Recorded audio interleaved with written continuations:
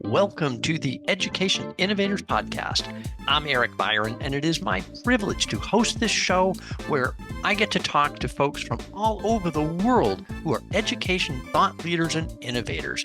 We'll hear inspiring stories from educators, EdTech founders, AI experts, and others who are fearlessly innovating and delivering unique learning experiences. I'm glad you're here. Let's get started. I want to let everybody know out there that what I do in pre-K has absolutely nothing to do with music. Sound comes before anything we call music. But it started with sound. And we're also sound asleep. We are sound asleep. We have to wake up. Wake up. That is Hayes Greenfield, and the background music is his own recording. Hayes is an incredible jazz saxophone musician, but this episode is not about music. Hayes recently published a book about the incredible work that he's doing in pre-K and special education, special needs education, using what he calls creative sound play. This is a great story of discovery and innovation, and Hayes and I have a lot of fun talking about sound and working with kids. Enjoy. All right, welcome to the Education Innovators Podcast. I'm Eric Byron, and I am joined today, just thrilled to have with me Hayes Greenfield. Hayes is the founder of Creative Sound Play, a sound-based generative learning system for pre-K. He's also an award-winning jazz musician, a notable film composer, and innovator in education. His book, Creative Sound Play for Young Learners, invites educators to use sound making and collaborative educational play. So welcome to the show, Hayes. Hi, Eric. Thank you so much for having me here. It is a pleasure to be speaking with you and your audience. Yeah. Oh, this is going to be fun. I think we're going to have a good time doing this one. So, but you got to help me out here. So I'm a little confused how a guy who's this amazing jazz musician and composer ends up doing early childhood education. So was there like something that happened to you along the way there, some life experience, an epiphany that you said, "Oh, I got to go do um, I got to go do this thing with education." How did this happen? I think as boring as this is going to sound, it really comes out of being a jazz musician in New York City and survival Okay. mode. I became a teaching artist in the 90s.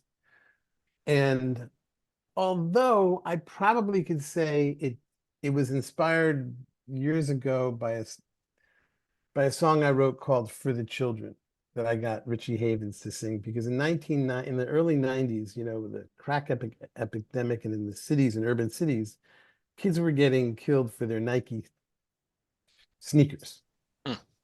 if you remember. And um, I started working at an after-school program called The Door, which was an enrichment center for inner city youth that handled about 6,000 kids a year from 13 to 20 years old. And I started to run a music program there.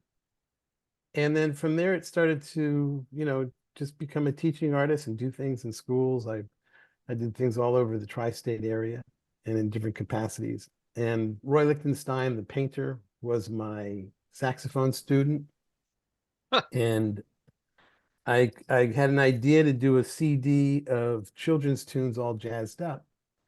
And he loved the idea. And he and his wife Dorothy funded it and made it possible. And that was like in 97. And that started opening up a whole world of working with children in pre-K through K through 5. Excuse me. And I was doing young audiences in New York began to represent me in schools. So I started doing a whole lot of music performances, assembly programs, and continued with the different, type of in school classes that I was as a teaching artist teaching. And then I started working with some special needs kids, some high functioning special needs high school students at a District 75 school in Queens. And I plugged into working with sound because this teacher wanted me to do a music workshop, an intensive, and I thought about it and I thought, let's just deal with music. Let's just deal with on and off, loud and quiet, and high and low. And these kids were amazing. And there were three different experiences with some kids over several years that I had that kind of like opened my eyes to how important sound is. For example, one kid always thought he was a mimic. He was autistic and he would, give you back exactly what you wanted. And I actually got him, it took a while, but I got him to lead. And when he started leading in a sound conversation, all of a sudden, he realized that he could lead. Or another kid who was high school student, been in the school for like 3 years, nobody had heard him ever utter a word. Lots of noise, lots of sounds, but no words. So he's called nonverbal. And had no inhibitory control, and I got him to wait his turn and to play his flutophone when I conducted him. And it was just remarkable. And then when I said, who wants to conduct? Without skipping a beat, his hand shot up and he said, I want to conduct. I do. And no teacher had heard him speak up until that point. So it was kind of like those were what made me realize how potent and powerful sound actually is. Wow, well, that is a amazing story. I got goosebumps there, Hayes. Thank you for sharing that. Well, and now it makes sense, right? Right. So yeah, no, this is awesome. And wow, it's so great that you were open to doing that too, right? That not everybody can just step into an environment like that out of their comfort zone and be successful at it. But it sounds like you had a connection to these kids and the heart to do it. So I'm so glad that you found that. And um, Well, yeah, I'm dyslexic, okay. and I think that, and I'm an intuitive learner. And most recently, that's kind of really, I've come to appreciate that and the insights that you might have. That for years I thought, my stuff, my choices of notes might have been a little different than other people's, or a little bit outside the norm or whatnot. And I've come to embrace that kind of headspace, that to embrace the fact that how I might not be able to spell, I mean, and whatnot, but it's, or don't have a college degree. It's about really listening. Everything is about listening, and music. Everything is about listening Hmm. and enhancing children's abilities to listen. And if you listen to children and provide opportunities for children, it's amazing what they hear and what they can say and what they say and tell you, you know. For example, do you mind if I'll just go on a little tangent if Yeah, you yeah. Go ahead. if that's okay.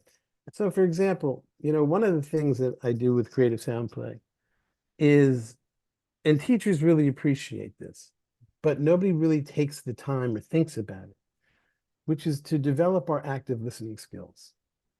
And to develop our active listening skills, all we have to do is actively listen. Actively listen to all the sounds around us, identify the sounds around us, hear how some are loud in volume, others are very quiet, some are high in pitch, and others are very low, and everything in between, and long and short. And when we do that, and we provide children the opportunity to actually listen and say, it's cool, you're giving them license and opportunity to listen and to think and to talk. And then when we give them opportunity to make different kinds of sounds, deliberate and intentional sounds in different kinds of ways, all of a sudden I have pre-K teachers who are teaching 3-year-olds and the kids are coming in, and the kids will say, it's too loud in here. Can we quiet down? Because, and if you think about that, they're 3 years old, they have that mindfulness, and they're reflective, and they're being able to assess what's going on in the room and say it's too loud because they haven't had the opportunity. What they've been given is the opportunity to listen and to think about different sounds and how they impact them, and to make different sounds at different volumes and different levels. So they internalize and realize that what they do matters, right? And it plugs into the one thing every child absolutely adores and loves doing. They don't have to learn anything new. All they have to do is be their beautiful selves and make sound. Yeah. That's it. Yep. So I want to ask you about fun, because one of the things I picked up from your book was that there's an emphasis. You kind of repeatedly remind folks that all of these activities should be fun. The kids should be having fun, the adults should be having fun, everybody should be having fun. Why is fun so important for these activities to be effective? I don't know anybody who doesn't like to play, right? If you're playing, you're having fun. And if you're having fun, you have more dopamine in your system, you know? And if you're, the best way to learn is through play, play-based or project-based subjects or curricula or activities. And, you know, one of the things, there's a developmental neuroscientist who I've worked with, and I've had great honor really to be mentored by a couple of amazing developmental neuroscientists. And this one is Clancy Blair.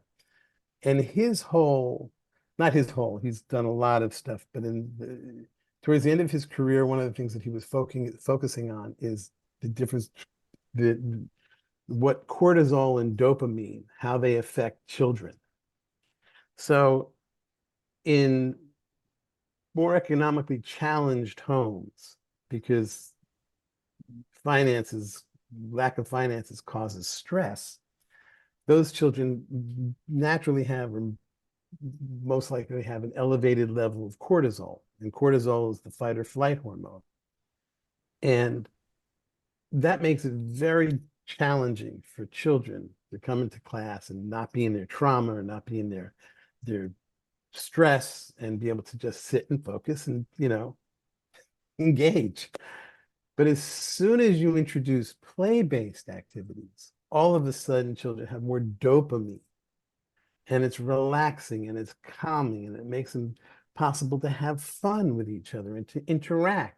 And when they do that, and with making sound, which is collaborative in nature, all of a sudden you start to involve social emotional learning. And again, mindfulness, and you're building empathy.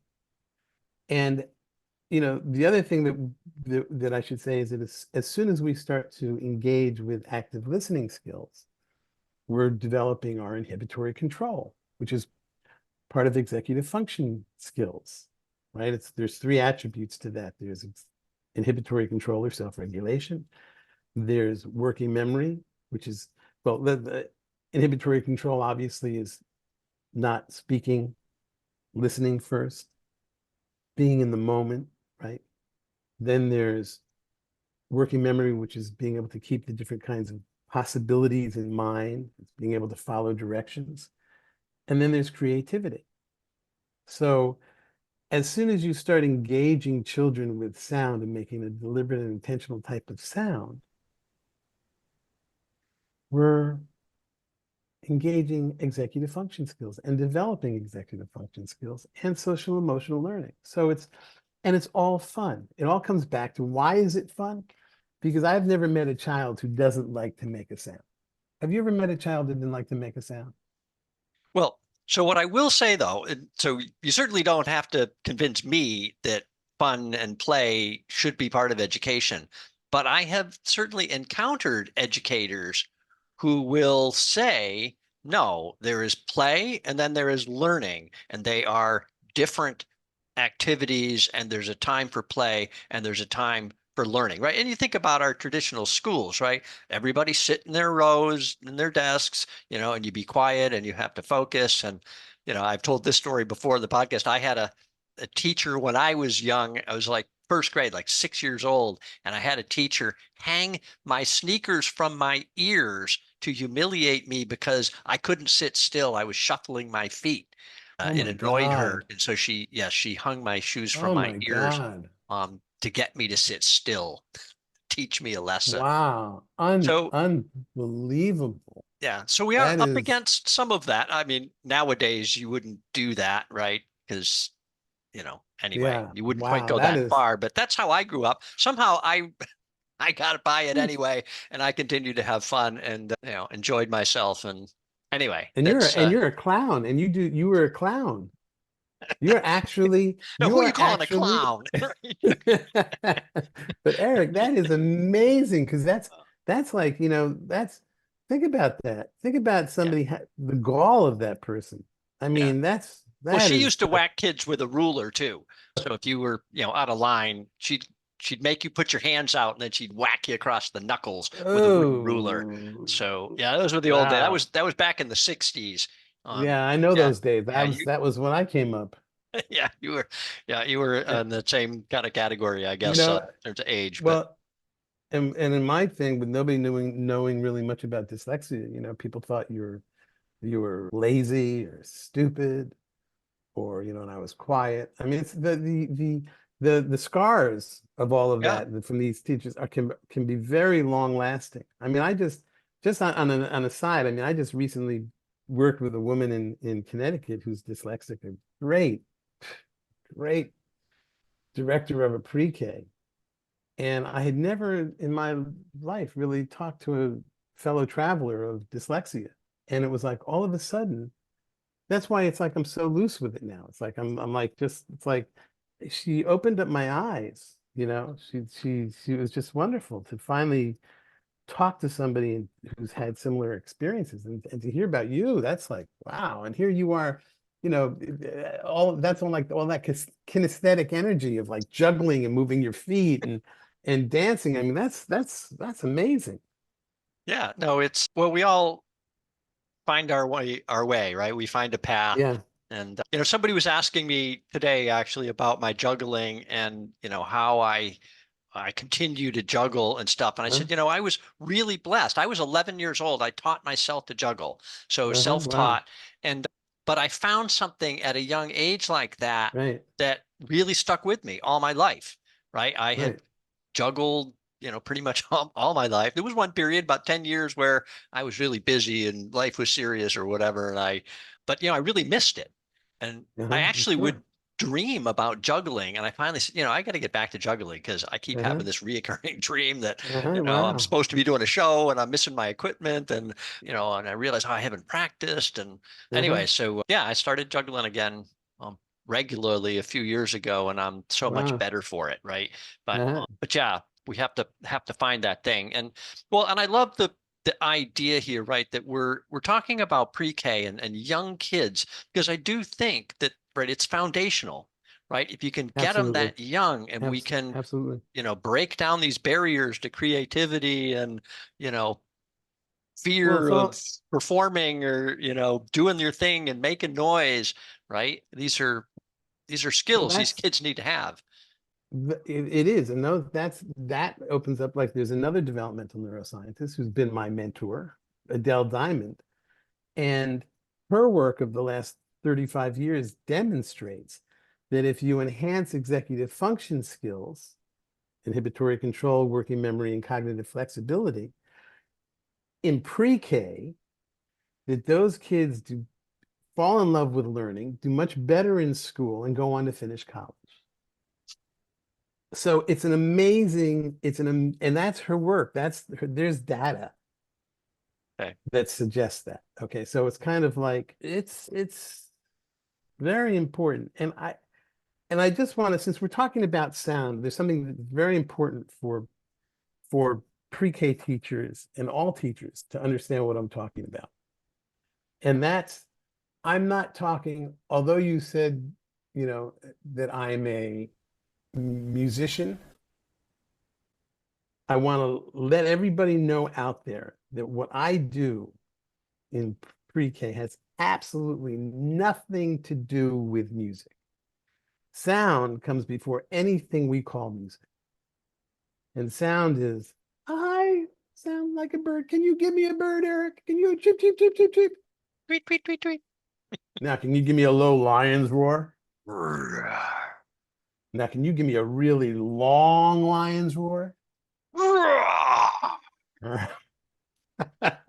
And can you give me a very short bird? And can you give me a very loud bird? And can you give me a very quiet lion's roar?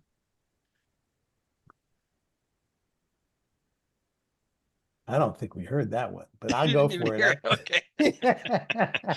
I heard it Okay. in my head anyway. Yeah. Okay, well that's good. That's what's important. So so for everybody out there that's listening. So pitch high or low is what we're worried about. We're thinking about. We're not worried about. We're playing with it. Long or short. Did you hear that clap? No, Did you hear that? Okay, wait, let's do this. So here we go. You heard that now, right? I heard it. There's a slight delay with the video, Okay, but I turn heard yours it. off. Yeah. Turn yours off. Turn yours off. No, turn your thing that you just turned on. Turn it off. Turn Now off. let me just do it. You heard it. I heard it. Yeah. Okay, so just keep your thing the way it is. I'll do mine. You don't do yours. So, Okay.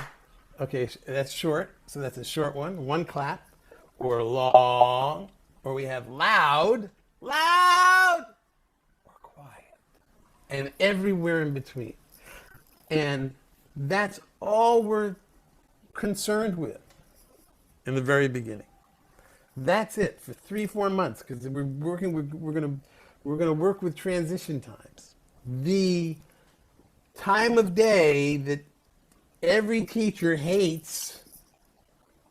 They don't like transitions,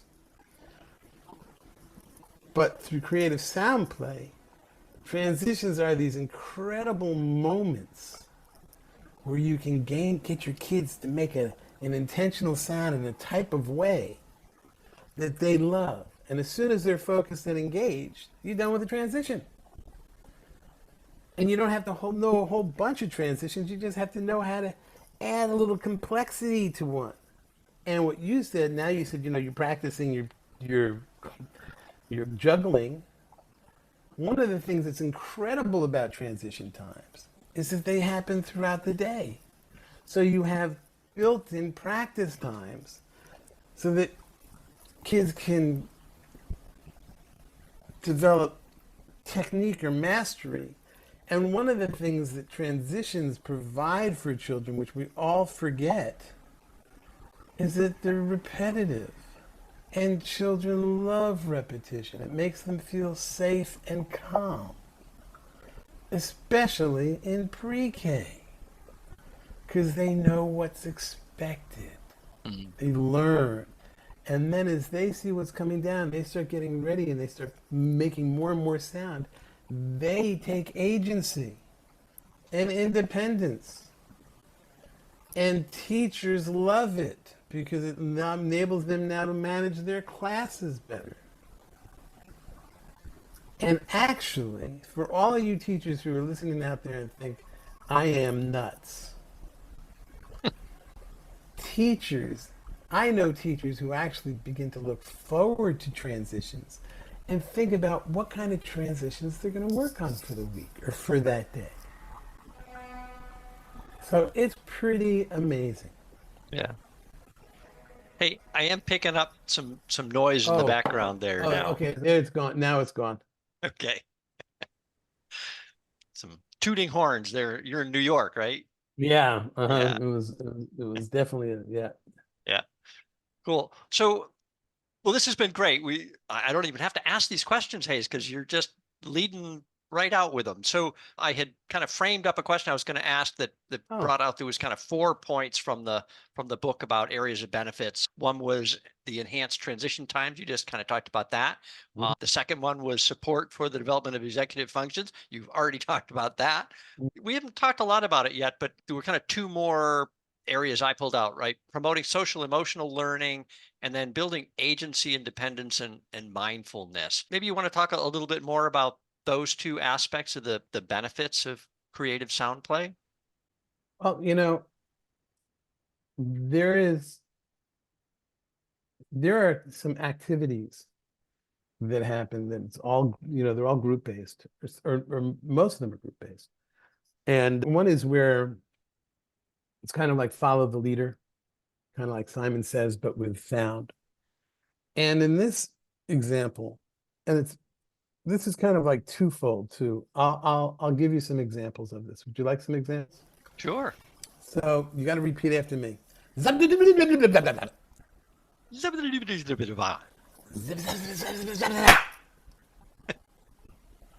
Sorry, I didn't get that one.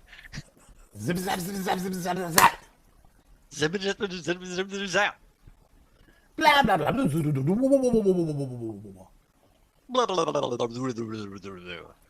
Okay. So what we're doing right there, which is really important, is call and response. And Okay. I'm the leader and you're the follower. Now, if I'm a good leader, I feel a sense of self-esteem. And if you're a good follower, you get to have a sense of feeling a good sense of esteem, self-esteem, especially if you're with a group. So right there is a beautiful way for social emotional learning. In a play-based way, we're all learning. We're all learning together, Mm. right? I can give you an example of what a teacher told me that happened. I teach this course on the Head Start Academy website, and we do it twice a year. And one of the teacher coaches who then taught it to her teachers came back and told me this story, this is an amazing social, emotional, and agency and the whole thing. This is so you have there's a cup on the playground, and then there's only one of them, and then the cup spins around. So when it is this one little boy, and then this other little boy comes and he wants to get in the cup. So they decide that he's going to count and for a little bit, and then the other they'll switch places. So the little boy, I'm sure, counted like I would count 1, 2, 3, 4, 5, 6, 7, 8, 9, 10. Right? Bingy bop boopy boop. The little boy says, "Oh, whoa, that's too fast." When it was in the cup. So the teacher comes over and says, "Well, how might you count in another way?" Now, what I should have prefaced is that in her class, she had been doing, I think, the days of the week or the calendar, and she loved sound. She loved working with it. And probably what she does, I don't know exactly what she was doing, but she was probably doing something like Monday, Tuesday, Wednesday, right? Making it a little bit more fun than just Wednesday, Monday, Tuesday, giving it, breaking the syllables up, doing one low, one high. Remember pitch? That's all it was. So the little boy starts to go 1, 2, 3, 4. So now he's using pitch and duration, right? He's going long, short, and pitch, right? So all of a sudden, the kid in the cup they're happy and everything. They switch and they get outside. And the little boy who was in the cup now doesn't want to count the same way. He wants to come up with his own way of counting. Agency and independence, creativity. So he starts to go ahead and do that. And then she says, all of a sudden, there's like 6 kids lined up. They're counting, which is math, right? It's math skills. They're figuring out different ways to count because nobody wants to sound like somebody else. They all want to, like, it's competitive. It's I want to do this, right? So they're a group. They're egging each other on. So it's independence, agency, it's social emotional learning, creativity, it's inhibitory control, it's working memory, it's the whole gamut. Out of something that just comes out of a teacher saying, well, because she's given him license to think about pitch and volume, or pitch and duration, that these kids now who've been working, remember we were talking about active listening skills. And if you close your eyes, you also hear more. So if you ask your kids to close their eyes, so they're really developing their active listening skills. And then having the opportunity to make deliberate and intentional, deliberate types of sounds. They're they're they're engaging their brains. And the thing that's amazing is that they don't even have to, what comes out doesn't have to be exactly correct. That really is insignificant. What's the most important thing is that they're trying to do it. So there's no like, there's and if there's no wrong notes, there's no wrong sounds. And if you do it on a consistent, you practice like you do when you juggle and you do your stuff. And I practice with the saxophone and all the different stuff. As we practice more, we develop more. And if you add little levels of complexity along the way, all of a sudden, wow, you have so much more ability to communicate, and it builds community.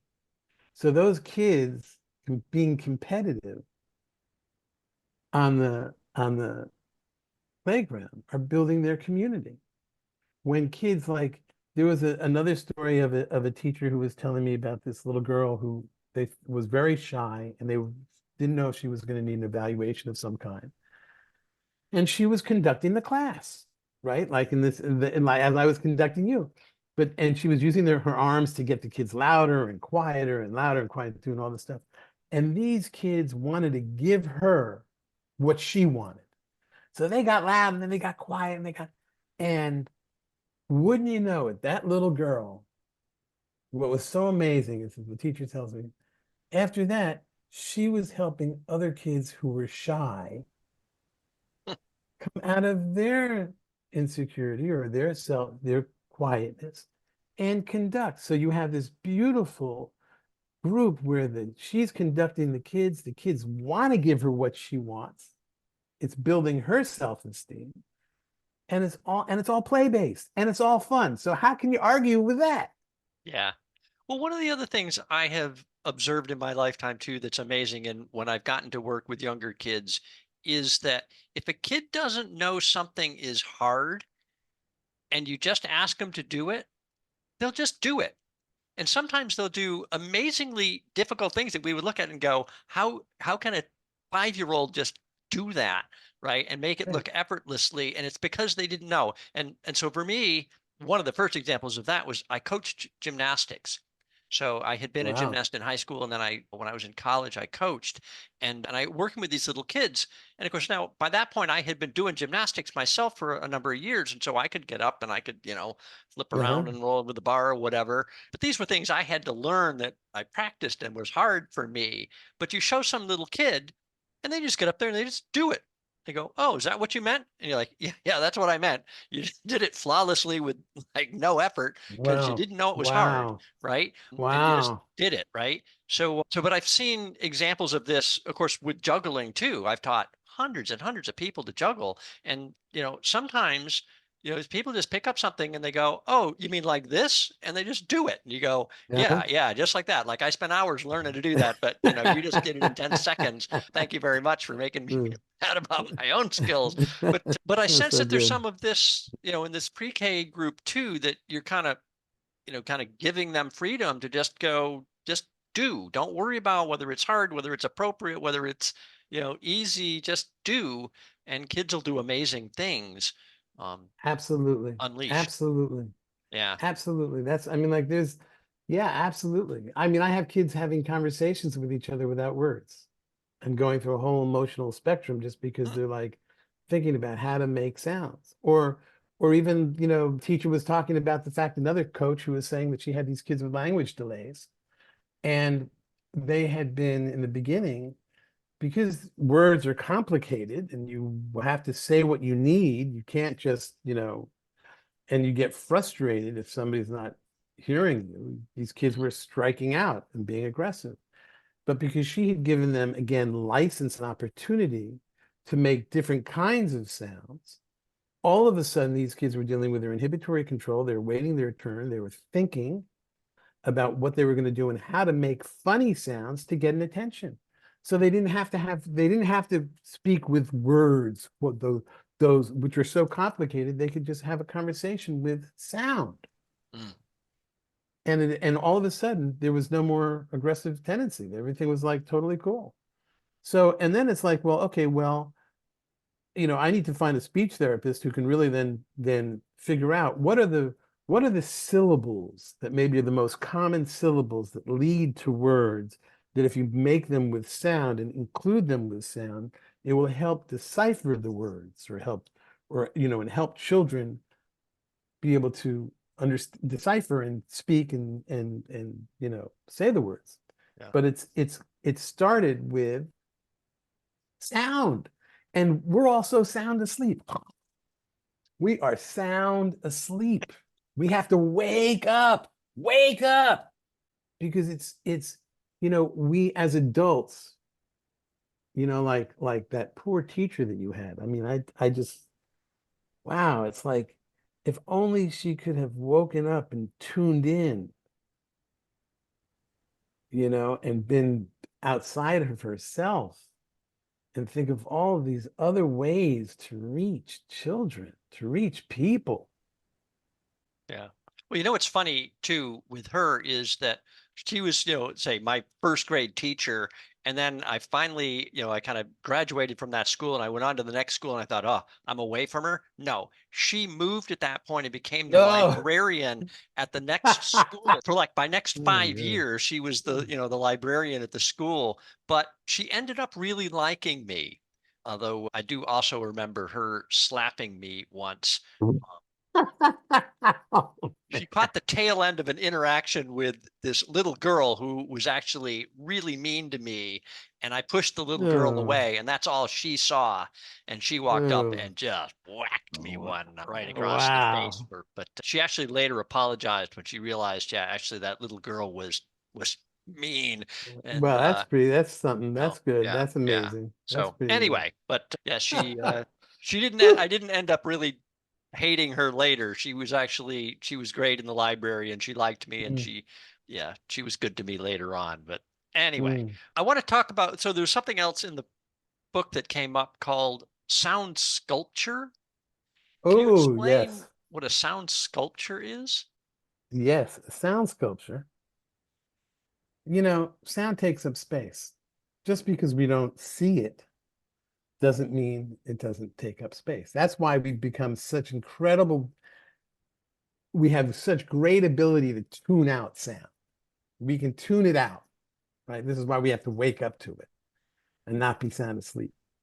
But a sound sculpture provides a project-based way, and it can be in a lot of different ways, where kids can make a piece that goes through time.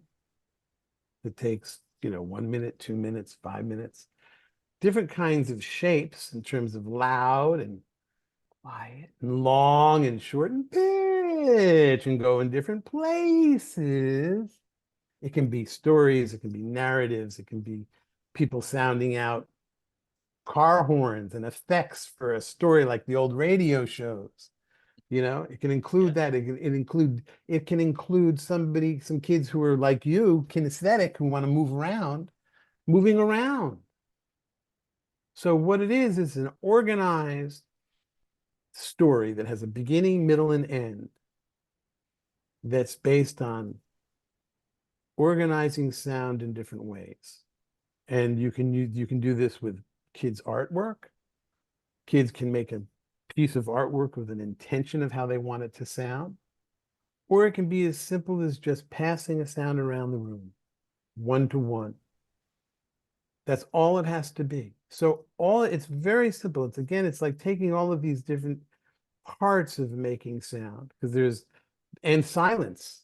And let's not forget silence, because silence is very important. Silence is the space around sound. Silence gives time to breathe and pause and build tension. And then you can make a whole lot more sound again. Everybody goes, yeah, there goes sound. and it makes it interesting. So a sound sculpture is how we do that. And there's different kinds of ways to do it.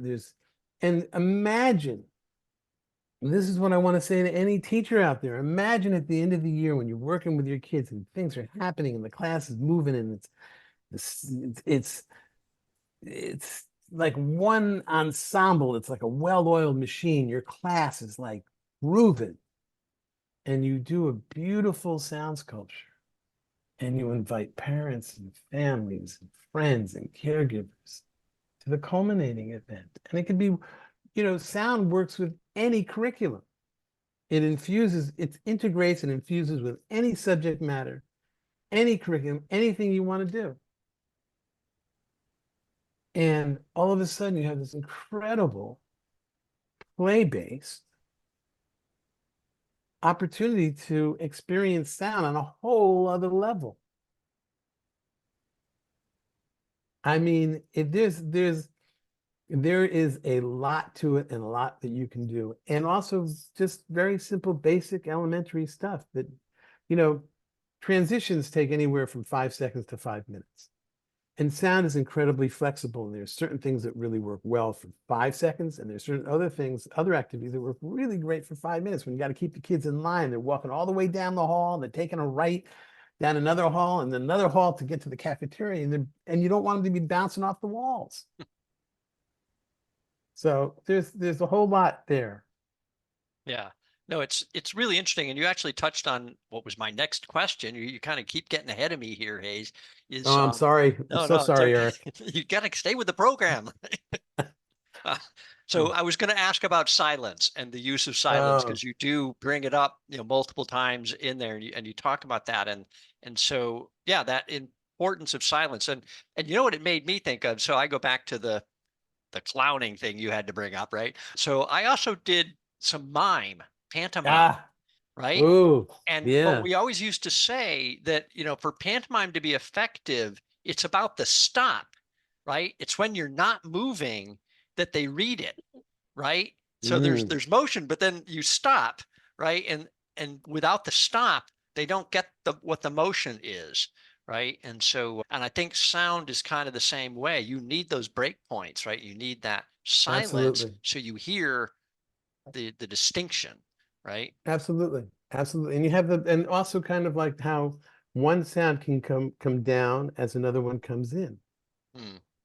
So you have textures. So you're moving, manipulating kinds of different textures. And definitely, I love that what you're talking about the stopping, because you can point when you want to sound like a little dot. Beep, Yes. bup, bup, bup. So there's so much. Yeah. Yeah. It's really good. I have to tell you, Eric, it's really good to talk to you about this today because talking to you it's so much fun. Oh, You're good. This especially, is what I do. I just love having this kind of engaging conversation with people who are doing creative stuff. And obviously, well, so here's what's interesting though with me, right? You talk about sound. I'm basically tone deaf, Hayes. So I struggled as a kid coming up. No, literally, I played the drums because I wanted to be involved in the music thing, but you could play, two notes on a piano, and I couldn't tell you which one was higher or lower. I just couldn't okay. distinguish the tones, right, at all. So but no, here's where it's interesting now, right? So I'm in Hong Kong, right? Yeah, Chinese language is all about tones, right? right. So my wife has been trying to get me to learn Cantonese. We've been married almost 38 years, and she's still, I just can't do Cantonese. But Cantonese has about 8 tones to every sound, Oh, right? wow. So Wow. literally like ma, just ma, ma. Depending on how you say it, right? Whether it's rising, lower, it stays low, it stays high, it goes high, low, whatever, right? There's like 8 different variations of the sound, but ma can mean mother. It can also mean horse. It can mean Huh. a question. It's just used to indicate a Uh-huh. question at the end of a word, right? So there's all these different subtleties and I can't hear it. Okay. I can't get it right. I can't speak it. I butcher the language. And so anyway, it's just an example, but I think you would find the Asian language is very interesting from that perspective. I'm trying to do Mandarin at the moment because there's only 4 tones instead of 8, but even that is hard for me to. Wow. Well, that's really interesting. I would love to talk to you about this in more depth. I mean, that's because I'm dyslexic, right? And as I said, and I have terrible problems with the mechanics of language. And I have studied piano, I've played piano, I have studied, I mean, years. I've written music for classical musicians where everything's written down. I've written music for jazz musicians where some stuff is written down and open for improvisation. And if you were to play 2 notes on the piano, I have terrible difficulty. And I'm 67. I've been doing this. I'm 66, almost 67, been doing this for 40 something years. And I could not tell you the type of interval. I could tell you one's higher and lower, but I could not necessarily tell you. And this is where it's like, talking to my friend who's dyslexic, her father couldn't tell from right to left, had a business, had a family. And it's like, and you say, wow, that's like he's lazy. That's just laziness. But it's not. It's like I do the spelling bee with my wife, right? And the New York Times spelling bee. I don't know if you know about it, but you've seen that you're in Hong Kong. But if you get the online version, and I can look at the letters, and they have a pangram, so it gives you the 7 letters, and sometimes it's more than some are doubled up. I can look at that and tell you what I saw it the other day, and within a second and a half, I said, "Oh, that's placebo," but I couldn't spell it. I said, "How do you spell that?" Yeah.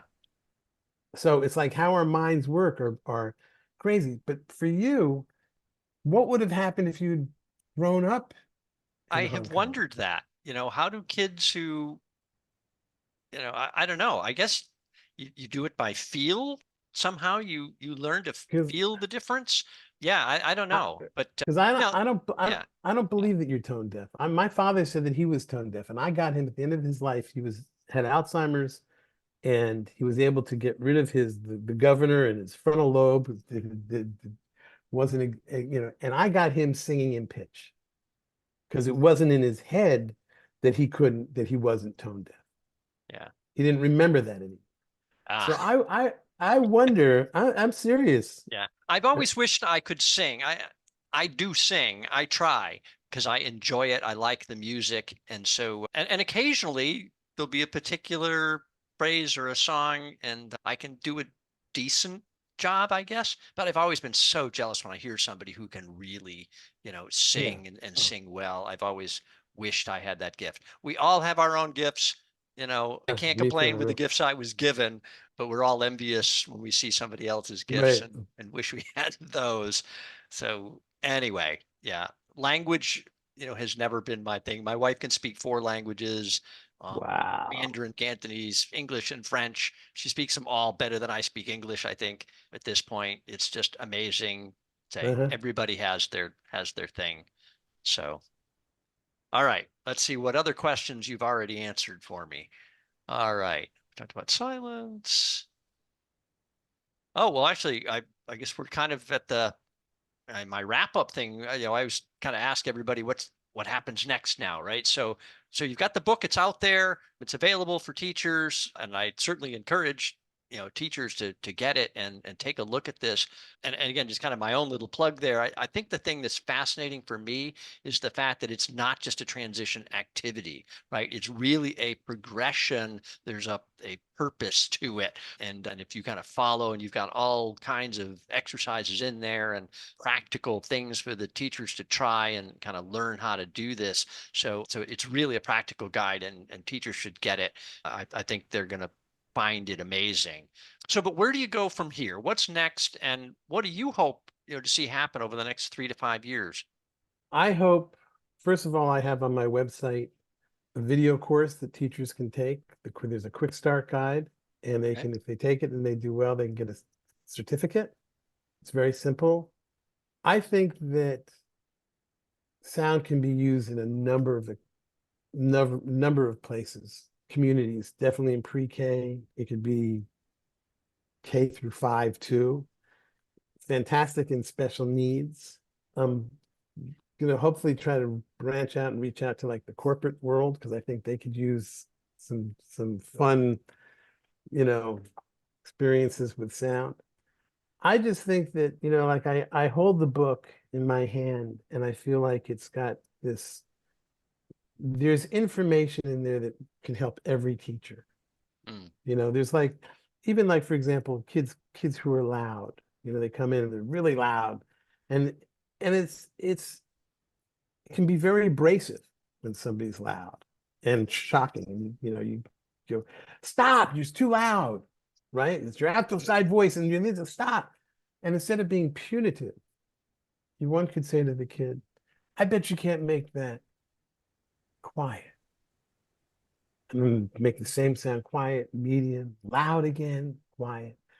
And as you do that, as you become to be as you become more familiar with sound and have the opportunities to provide opportunities for kids to make different sounds, and for yourself as a teacher to really be sensitive to sound,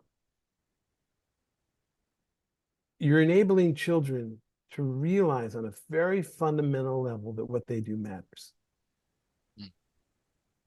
And I think that that's really a a freeing of the spirit in a sense, because it opens up creativity, it opens up communication, you know. Well, and just the variety of sounds in nature, right? Ah, Whether it's birds, yeah. it's crickets, it's, you know, footsteps on a Dogs barking. path, right? Yeah, the Yeah. wind blowing through the trees. There's so many, the waves hitting the shore, right? There's so many beautiful sounds in nature. We get kids in tune to that.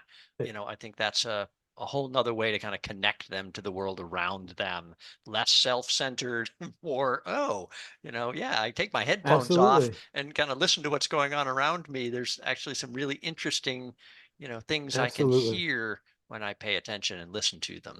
Right. Yeah, When I get out of my phone or get out of my iPad or I that's get right. off of my computer. Absolutely. I Yeah. mean, that's what, it's very analog, right? I mean, it's sound is ubiquitous. It's like the air we breathe. And like I was saying, I mean, the term sound asleep that's, when we're sound asleep. Yeah. But if we pay attention to it, I think that, if you think about, for example, here's just one little political aspect of it, or not political, but let's say driven by commerciality.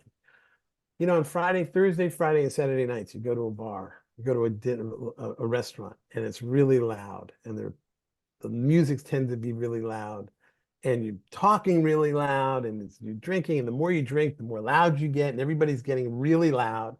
And then you get outside, you get into your car, and all of a sudden, oh, phew. Now, the reason why it's so loud is that they're renting that table for you really for 35 minutes, 30 minutes, 40 minutes to hopefully get you in and out so that somebody else is going to be there. Mm. And think about what it would be like if you just went to a nice restaurant where it was quiet and you could talk and you had to, linger a little bit, Yeah. You sit there you for two know? hours. Yeah. Yeah, and have a nice meal and Yeah. have a wonderful, thing with your friend or your mate or whatever this Yeah. relationship is. So I think we need to become more sensitive to sound. Yeah. Well, and on the like corporate training, kind of thing too, I'll just share with you. So this was an interesting experience for me. I was at a company, big multi-billion dollar company at one point, and they were going through an acquisition. Everybody was stressed out of their skin, right? Everybody was just so worried that, you know, they were going to lose their jobs, they were going to get laid off, whatever, right? And so somebody from the HR group actually came to me and said, we've seen you juggling in the building. We've realized that you've taught a whole bunch of other people to juggle in the building because people see you practicing. I would find these Mhm. areas in the building that weren't in use, right? Just like an open area, office area, when nobody was working. And so I would go in, and that's where I would practice my juggling. And so people would see me in there, and they'd come in and say, "Oh, will you teach me to juggle?" And I did. But anyway, they came to me. The corporate folks came to me and said, "We'll buy bean bags for as many people as will sign up, but we want you to do juggling classes just for de-stressing for people Oh, because wow. it's Beautiful. fun." Right? Right. People enjoy, Right. doing this. And it was absolutely wonderful, Hayes. I spent like the next month doing these, like a Yeah. couple times a week, I guess. There was like an hour where I was scheduled in a public area of the building, and I'd had a whole box full of bean bags, and anybody who showed up, first time they showed up, they got 3 bean bags. These are yours. Take them home and practice with them. I'd give them a juggling lesson. But for the rest of the time I was there, I'd be getting in an elevator on my way to a meeting, with finance or whatever, and somebody in the elevator would be elbowing me, going, "I've been practicing, thanks for Uh-huh. teaching me to juggle." So, but it broke down relationships, and I, met so many more people in the building. But a lot of people learned to juggle, and it was very de-stressing. It I bet. really I did bet help you. kind of Yeah. break down. People stopped worrying for that hour, and they concentrated on juggling, and having some fun, and we all laughed and, Uh-huh. made fun of Yeah. each other because, you were And that's whacking what's each other, important. throwing them wild at, Yeah. bouncing them off other people while you were trying to juggle. And yeah, I got Wow. some exercise Beautiful. too. So yeah, it was fun. All right. Anything else you wanted to share? I kind of, well, I didn't have to It's, you lead you with know, questions, Hayes. You were ahead of me almost the whole time. okay, well, just for my own plug, my website, I do Zoom coaching sessions so I can do it anywhere. Sound knows no language barrier. And, I just want to be of service and get it out there because it's really there's nothing like it. Okay. And it's I do have the link for your website in the show notes. So yeah, we'll make sure we all get right. Well, that thank out. you so much. Yeah, yeah. Eric, it's been Okay. an absolute pleasure to speak with you. You are amazing. Oh, thank you. You're the amazing one. And oh, in fact, I am going to end with some of your music. Hayes Greenfield reminds us of how important it is to have fun and to be creative when we're working with young kids. But what he is doing is so much more significant than just filling transition times with playful activities. His stories highlighting the examples of social and emotional learning and development of executive functions, well, they're based in real behavioral study and uh, developmental neuroscience. Breakthroughs in learning science don't always come from academics or even from educators. It is important, though, that we validate that the learning activities produce results, that are backed up by science, and Hayes is doing that. So I'm glad I was able to share this conversation with you. If you enjoyed this episode, please subscribe and share. We have some awesome guests lined up, including Moxie the Compassionate Robot. That's right, my first non-human guest on the show, and you don't want to miss that episode. Okay, I'm Eric Byron. Thanks for listening to the Education Innovators podcast. To all those education innovators out there, thanks for doing what you do. You are making a difference. And today I'm going to leave you with a little bit more of the music of Hayes Greenfield. This is a duo he did with Dean Johnson. I've got links in the show notes to this one and to some more of his music if you'd like to listen. Thanks.